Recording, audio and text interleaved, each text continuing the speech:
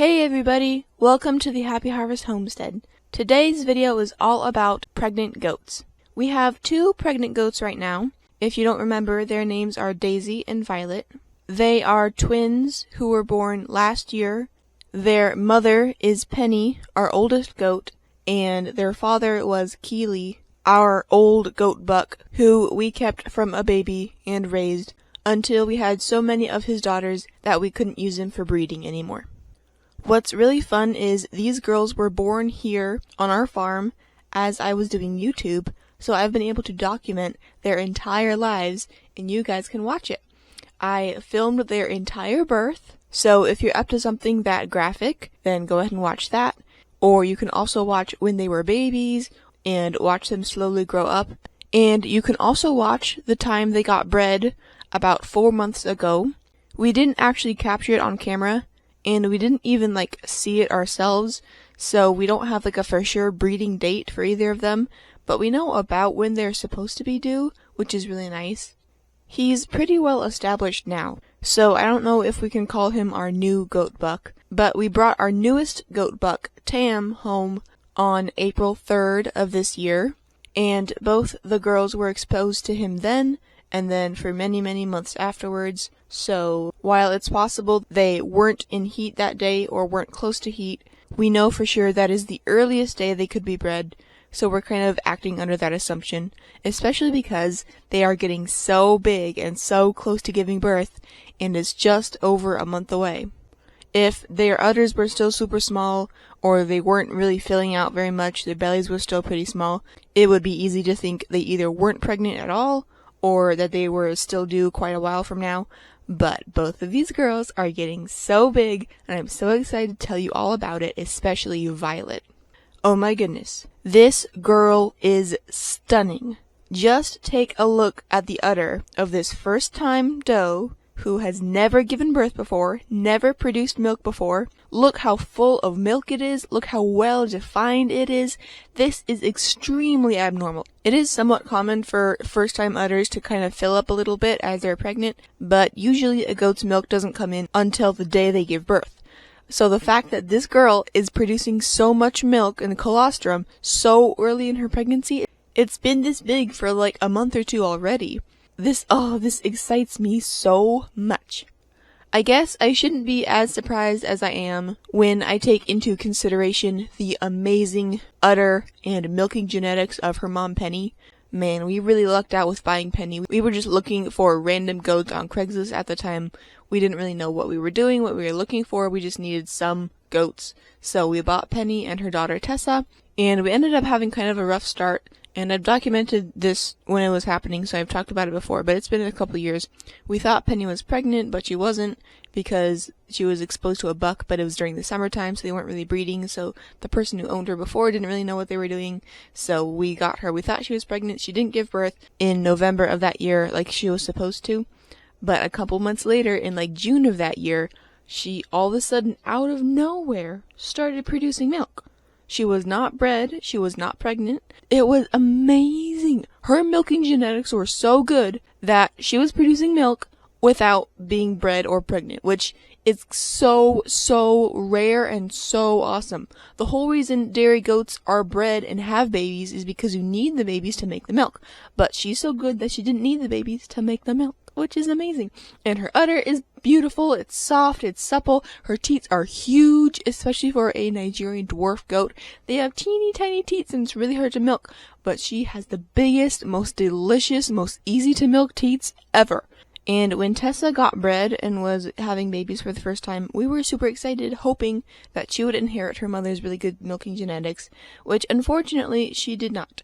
Her milk production is good, she produces a ton of milk, but her udder is wonky and hard, and her teats are kind of weirdly placed, and they're small, and we can milk her, but it's much harder than milking her mom. But thankfully, so far, it's looking like Violet has inherited her mother's amazing milking genetics, and I am so grateful. It also may have helped that Violet's father is Kili, and Kili's mother was Aria, who was Millie's half-sister, who was one of the first goats we ever got. And while Millie's udder is okay, Aria, even though we only got to experience her first time udder, so didn't get a chance to fully develop over years and years of being bred and being milked, from what we saw in that 1 year, she had really good udder formation and her teats were nice and big and long, and she did not behave well on the milk stand, so she was a terrible goat to milk, but her actual physical udder was amazing. So her son Kili has good milking genetics, and then he passed that on to his daughter, so we have good genetics, and Violet has seemed to inherit all of them. Poor Daisy, on the other hand, she's doing fine. She is 100% wonderful. But when compared to her sister, who's like 128% awesome, it's hard to be excited about Daisy and her babies. Because she's doing okay. Her udder is filling up really big and good, which is part of the reason I'm thinking that both girls are going to give birth soon. For a while, their udders were forming at the same rate, and then Violet's all of a sudden ballooned out.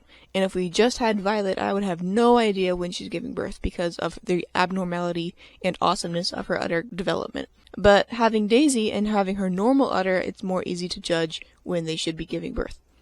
Daisy definitely has a much smaller belly than Violet, so I'm expecting maybe 1 or 2 babies from little Daisy, whereas Violet, I'm hoping we get 3 or 4 or maybe 5. I know she's a first-time mom, and it would be better for her to have fewer babies, so she has a nice, calm, and easy delivery, but you can always hope. That's the one thing I'm worried about, though, is that I'm super excited for these girls and their genetics and how awesome it's going to be to milk them, but they're small goats, and especially Violet has a ton of babies. Well, hopefully. It could just be a bunch of birthing fluid for some reason, or a weird bad situation, but it could just be a normal good situation with lots of babies, and hopefully there's no complications.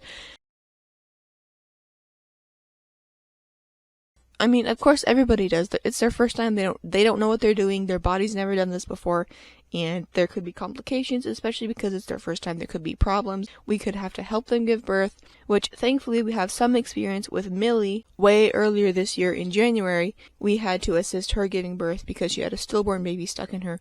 So we have some hands-on experience.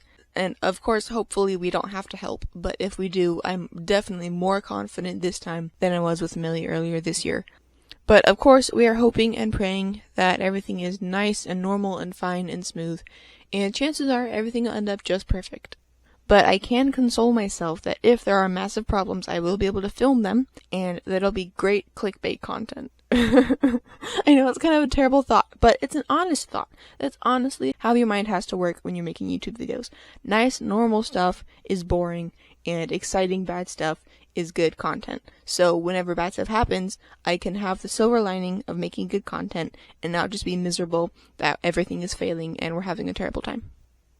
Oh, another wonderful thing about these girls is that they are super friendly. We have handled them since birth so that they're super friendly with people, but it seems as if they are naturally super chill goats, and they let you touch their udders. I will practice milking them, and they don't care, which is freaky to me, because when we had Millie and Aria, and even I believe Tessa, who were all first-timers, Penny had already had babies when we got her, so she was more used to things, but when we were training first-time goats before to the milk stand and being milked and being touched, they did not like it, and they would kick. Oh my gosh, Aria was the worst. We had to tie her feet down because she would kick and struggle and knock over the milk, and it was terrible.